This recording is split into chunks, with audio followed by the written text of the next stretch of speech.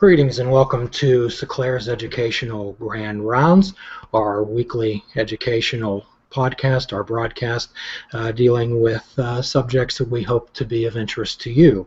And today I'm Jame Ellermeyer, I'm a behavioral health therapist here at Seclair, and today I'm joined by Amanda Simrelli, PA student. And I'm Anna, I'm also a PA student. Wonderful. So today we're going to be dealing with a little bit of the science behind mindfulness and meditation. And before we begin, we're going to do just a little bit of mindfulness activity that perhaps everyone at home can participate in, just to get us into the present moment. Okay? And sometimes I often ask people whether they believe time travel's been invented. Well, perhaps in the movies.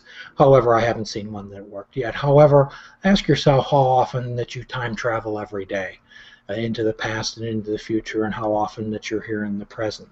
So I'm going to ask Amanda and Anna to join me here, and if they could close their eyes, that'd be just super. So let's hold our left arm up, and let's call that the past. And normally, if we're living in the past, we're living in resentment, or we're living in frustration, we're living in anger, we're living in remorse, we're living in self-pity, we're living in grief, we're living in things we wish we would have done, we're living in things we wish we would not have done, things we wish we would have said, things we wish we would not have said. How often do we spend our time there? Let's hold our right hand up, and let's call that the future. Most of the time, when we're living in the future, we're living in anxiety, and we're living in worry. Most of all, we're living in fear.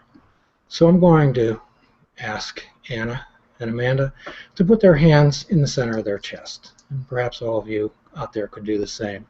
And I'm going to ask Anna what organ of her body are her hands near? My heart? Right. So what I'm going to ask, at least for the remainder of this podcast, is if you could live where your heart is. And your heart's beating right now. Your heart's beating right now.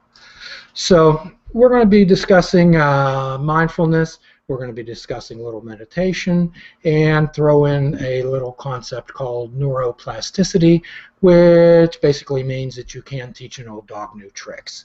So I'm going to, and quite often what happens is, do either of you drive on the Parkway at all? Yes. Okay. We're near Pittsburgh, Pennsylvania. So what's the posted speed limit on the Parkway? It's 55. 55. That's the rule, right? Yes. That's the law. What's the norm? What's the norm on the Parkway? Probably 70. Right. And if you're traveling 55? People are angry. Yes, yes. So norms are patterns of behavior, okay? Set patterns of behavior. And the hardest norms to break are the ones we set ourselves. So I'm going to turn this over to Amanda and ask her to talk to us a little bit about mindfulness and meditation. Mindfulness awareness practices are derived from Buddhist tradition. Mindfulness meditation is backed up by in-depth research and the impact of mindful awareness on the brain and immune function, and also physiological and interpersonal changes. So mindfulness basically wants you to be aware of the present moment, and it wants you to ignore the past and ignore the future. It wants you to just understand that the present is the only life that you know at this time. Sure, absolutely. And could you tell me some of the benefits of mindfulness, Amanda? Well, the benefits of it include like happiness and confidence. Sure, sure.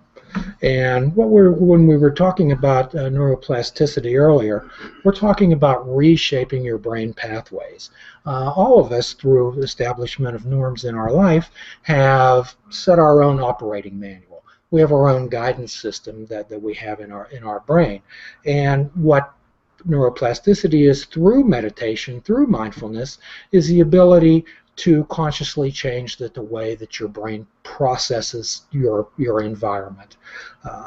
It's a relatively new, uncharted area of science, and it's very, very exciting. So for the remainder of today, and perhaps the rest of your life, perhaps you can consider yourselves brain mechanics. And for any of those who are have motor-minded, perhaps you'd want to think about how you would increase the horsepower in an engine. How would you increase the horsepower in an automobile? So we're going to, okay. So is there magic in the way our brain works?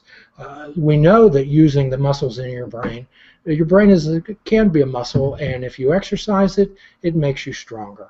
Many people live their lives on wishes and hopes, waiting for things to happen, and that just can't be so.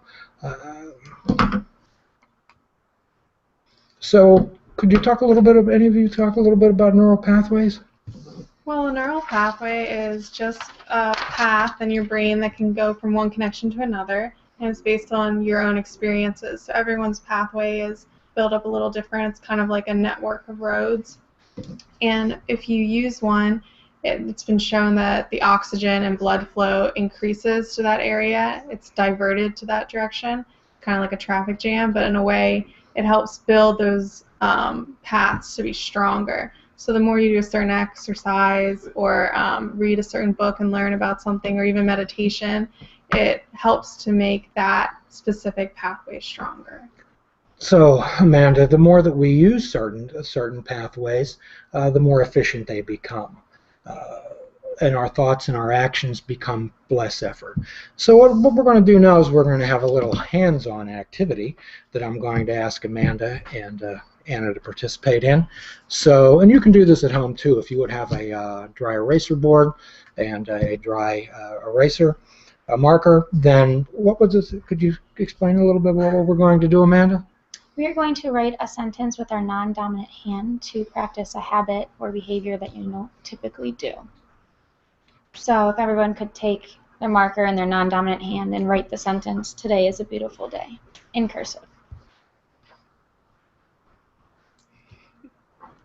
And while they're doing this, perhaps for those of you at home, you might want to write that sentence in your "Today is a beautiful day" in your dominant hand, then start in your non-dominant hand.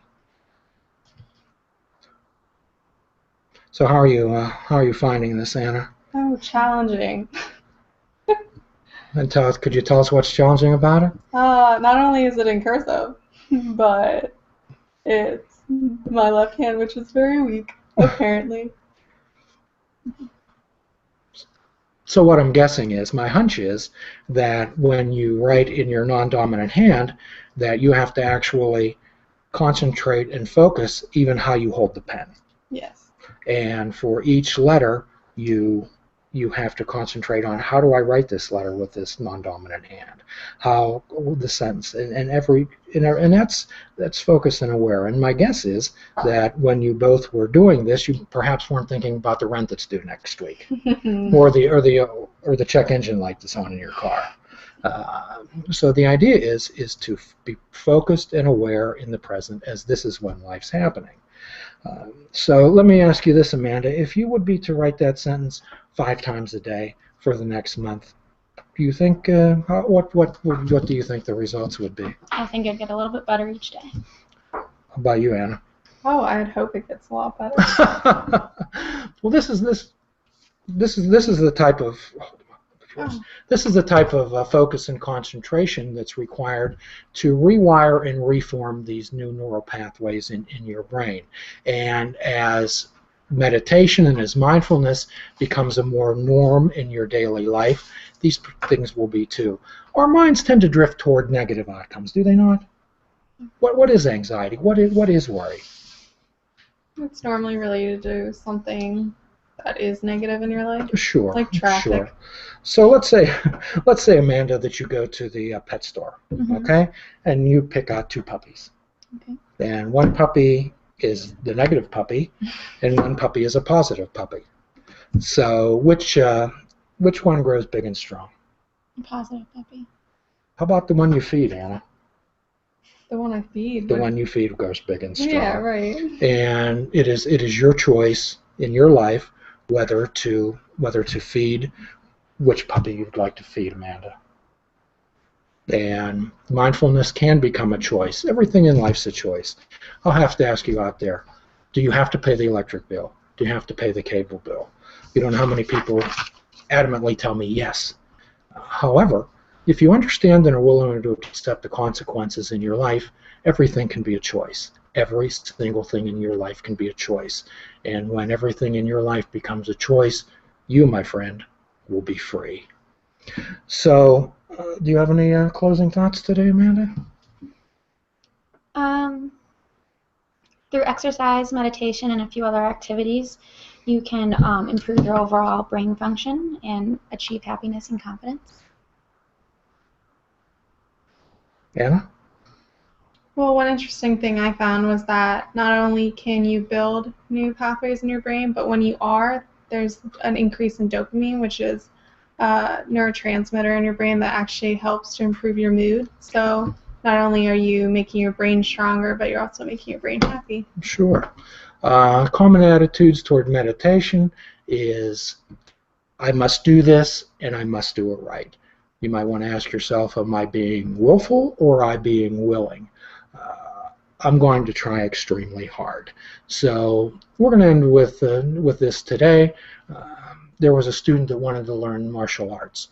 He found the master that he wanted to go to. He came to him and he said, to get to your level, if I study very hard and I work very hard, how long would it take me? And the master said, oh, well, maybe 10 years.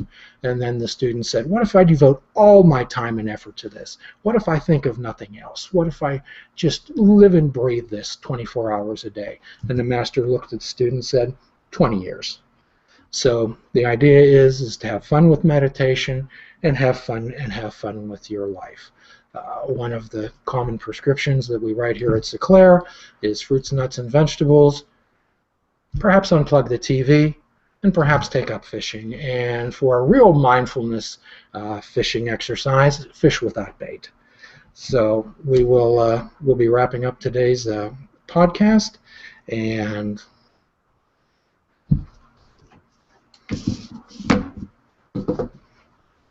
To continue the conversation, please like us on Facebook, plus us on Google+, or follow us on Twitter under Sinclair Life.